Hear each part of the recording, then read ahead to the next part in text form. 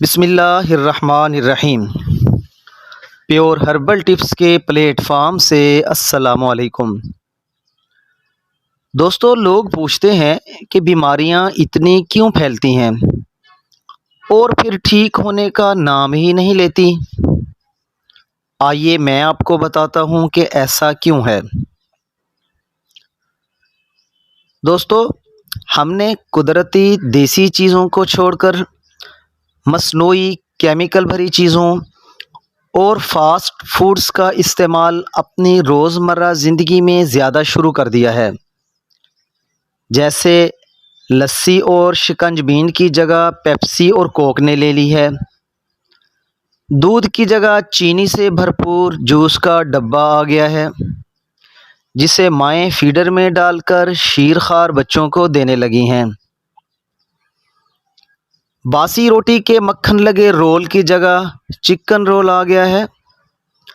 تازے ٹماٹر اور مرچ کی چٹنی کی جگہ کیمیکل سے محفوظ کی گئی کیچپ اور چلی ساس آ گئی ہے۔ سلاد پر لیموں کی جگہ سینتھیٹک سرکہ آ گیا ہے۔ گڑ کی جگہ چینی نے لے لی ہے۔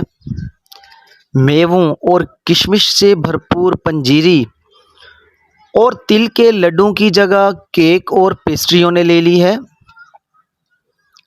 چکی کے آٹے کی جگہ میدا نما تھیلی کے سفید آٹے نے لے لی ہے۔ اب باجرے کی مسی روٹی کوئی لسی کے ساتھ نہیں کھاتا۔ اب گھروں میں سب سے اہم اور مشکل سوال یہی ہے کہ آج کیا پکائیں جسے سب قبول کر لیں۔ اب کسان اپنا گنا فیکٹری کو بیچ کر یا گڑ بنا کر سیل کرنے کے بعد خود شہر سے چینی خریدنے آتا ہے۔